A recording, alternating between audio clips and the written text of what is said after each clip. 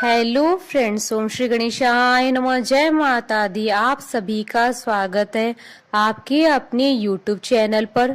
Friends, आज हम आपको इस वीडियो में बताएंगे नवरात्रि पर हवन करने की सामग्री और नवरात्रि पर घर पर हवन करने की सरल विधि के बारे में। फ्रेंड्स, वीडियो शुरू करने से पहले आपसे रिक्वेस्ट है, अगर आप हमारे चैनल पर नए हैं और आपने चैनल को अभी तक सब्सक्राइब नहीं किया है तो प्लीज सब्सक्राइब कीजिएगा चैनल को, साथ ही प्रेस कीजिएगा बेल आइकन को, जिससे नए वीडियो से रिलेटेड नोटिफिकेशन आपको तुरंत प्राप्त हो सके। और वीडियो पसंद आने पर वीडियो को लाइक और शेयर जरूर कीजिएगा ताकि सभी भक्तों को इस वीडियो का लाभ प्राप्त हो सके। और कमेंट बॉक्स में जय माता दी जरूर लिखिएगा। नवरात्रि में हवन पूजन का बहुत महत्व होता है। हवन पूजन से ही माँ भगवती की पूजा सफल होती है। कोई भी पूजा और मंत्र का जब बिना हवन के पूर्ण नहीं माना जाता है। किसी भी वैदिक पूजा में विधि विधान से हवन करना आवश्यक होता है। नवरात्र में माता दुर्गा को प्रसन्न करने के लिए दुर्गा सप्तशती के विभिन्न मंत्रों से माता को प्रसन्न करने के लिए हवन करते हैं। नवरात्रि में नव दुर्गा के सभी स्वरूपों की पूजा होती है। अंत में कन्या पूजन और हवन के साथ ही नवरात्रि समाप्त हो जाते हैं। माँ दुर्गा की आराधना को समर्पित नवरात्रि में हवन का विशेष महत्व होता है।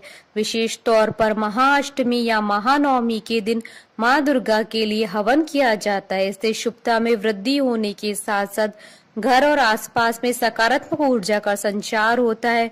वातावरण में शुद्धता की मात्रा बढ़ती है। हवन सामग्री में जो औषधीय सामग्री उपयोग किए जाते हैं उनकी आहुति से वातावरण स्वच्छ होता है।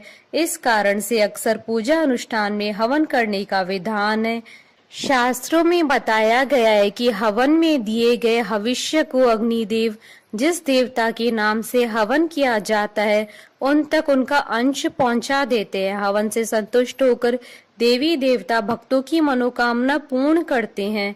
फ्रेंड्स, अब आइए जानते हैं नवरात्रि पर हवन करने के लिए क्या क्या सामग्री आवश्यक होती है।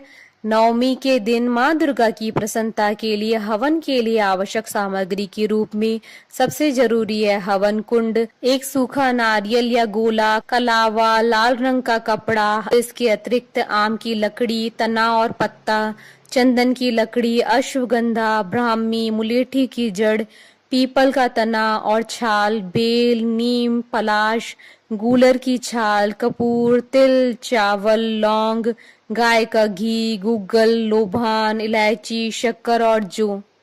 हवन में हविष्य के लिए धूप, जौ, नारियल, गुग्गल, मखाना, काजू, किशमिश, छुआरा, मूंगफली, बेलपत्र, शहद, घी, सुगंध, अक्षत को मिलाकर हविष्य बना लें, जिसे हवन सामग्री भी कहते हैं, जिन्हें हवन के दौरान अग्नि में डालते हैं। हवन करने से पहले पंचोपचार सहित पाद्य, अर्घ्य, आचमन, स्नान, फूल, अक्षत, चंदन, सिंदूर, फल, मिठाई से माता और उनके साथ आए नवग्रह और पंच देवता की पूजा की जानी चाहिए।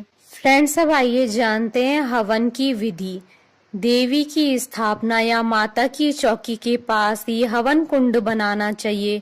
9 दिनों तक माता के व्रती रहने वाले श्रद्धालुओं को पूजन सामग्री के साथ उपासना करनी चाहिए। देवी की मूर्ति रखकर हवन शुरू करना चाहिए। आम की लकड़ी आमतौर पर हवन हेतु प्रयोग की जाती है। हवन की संपूर्ण सामग्री होनी चाहिए। जौ का प्रयोग नवरात्र के हवन में अवश्य करना चाहिए। तिल के प्रयोग से आध्यात्मिक उत्कर्ष एवं कष्टों का शमन होता है। गुड़ का प्रयोग मंगल और सूर्य ग्रह को प्रसन्न करने के लिए और चीनी चंद्रमा और शुक्र के लिए और गाय के घी का प्रयोग करें।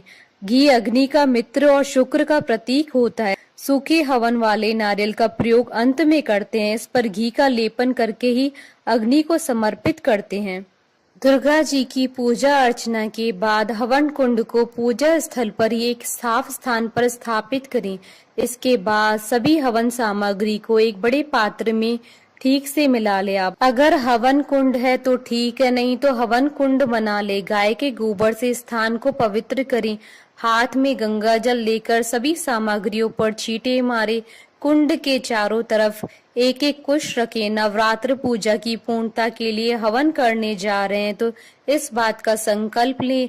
हवन कुंड में आम की सूखी लकड़ियां रखें, रुई में घी लगाकर लकड़ी के ऊपर रखें, कपूर जलाकर हवन कुंड की ज्वाला को प्रज्वलित करें। इसके बाद घी से 3 या 5 बार गणेश जी, पंच देवता, नवग्रह, क्षेत्रपाल, ग्राम देवता एवं नगर देवता को आहुति दे। मंत्र इस प्रकार है: ओम आग्नेय नमः स्वाहा, ओम गणेशाय नमः स्वाहा, ओम गौर्याय नमः स्वाहा, ओम नवग्रहाय नमः स्वाहा, ओम दुर्गाय नमः स्वाहा, ओम महाकालिकाय नमः स्वाहा, ओम हनुमते नमः स्वाहा, ओम भैरवाय नमः स्वाहा, ओम कुल देवताय नमः स्वाहा, ओम स्थान देवताय नमः स्वाहा, ओम ब्रह्माय नमः स्वाहा, ओम विष्णुवे नमः स्वाहा, ओम शिवाय नमः स्वाहा, ओम जयंती, मंगला काली, भद्रकाली, कपालिनी, दुर्गा क्षमा, शिवा धात्री स्वाहा, स्वधा नमस्तिति स्वाहा। ओम ब्रह्मा मुरारी त्रिपुरांतकारी, भानु शशि भूमि सुतो बुद्धश्च गुरुश्च, शुक्र शनि राहु केतवे सर्वे ग्रहा शांतिकरा भवन्तु स्वाहा। ओम गुरुर् ब्रह्मा गुरुर्विष्णु गुरुर्देवो महेश्वर, गुरु साक्षात् परब्रह्मा तस्मै गुरुवे नमः स्वाहा। फ्रेंड्स, ये मंत्र आपको डिस्क्रिप्शन बॉक्स में भी मिल जाएंगे, आप इसको स्क्रीन पे भी देख सकते हैं। इसके बाद ओम ऐं ह्रीं क्लीं चामुंडाय विच्चे नमः मंत्र से माता के नाम से 108 बार हवन कुंड में हविष्य डालकर आहुति दें। हवन के बाद गोला में कलावा बांधकर फिर चाकू से काटकर ऊपर के भाग में सिंदूर लगाकर घी भरकर चढ़ा दें, जिसको वोली कहते हैं। फिर पूर्ण आहुति नारियल में छेद कर घी भरकर लाल तूल लपेटकर धागा बांधकर पान, सुपारी, लौंग, जायफल, बताशा, अन्य प्रसाद रखकर पूर्ण आहुति दें। पूर्ण आहुति का मंत्र भी आप स्क्रीन पर देख सकते हैं। पूर्ण आहुति के बाद यथाशक्ति दक्षिणा माता के पास रख दें।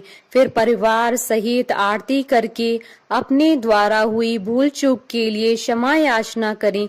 तत्पश्चात अपने ऊपर किसी से 1 रुपया उतरवा कर किसी अन्य को दे दे। इस तरह आप सरल रीति से घर पर हवन संपन्न कर सकते हैं।